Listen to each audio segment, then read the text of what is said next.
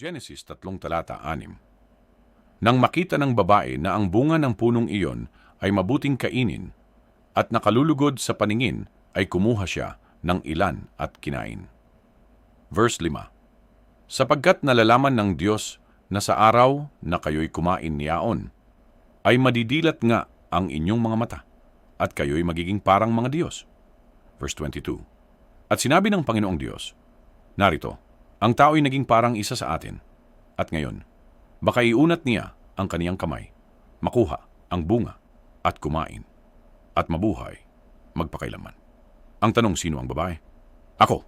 Ako ang nakakuha. Ako ang katulong. Ulitin ko. Ako nga ang katulong. Sa Exodo 3:14. Ako'y si ako ang lahi ni Adapa ng mga eskriba. Ako nga. 1 Korinto 1. Verse 22. Sapagkat ang mga Hudyo ay humihingi ng mga tanda, at ang mga Griego ay humahanap ng karunungan. Verse 20. Nasaan ang matalino? Nasaan ang eskriba? Nasaan ang mapanghimagsik sa sanlibutang ito? Hindi ba't ginawa ng Diyos na kamangmangan ang karunungan ng sanlibutang ito?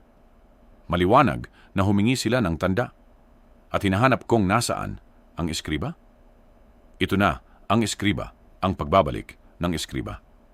Ako nga, ang isa sa mga eskriba. Biblia ang nagsasabi, hindi ako. Kung kailangan mong patunay, bumalik na ang eskriba. Ito ay ayon lamang sa aking pananaliksik.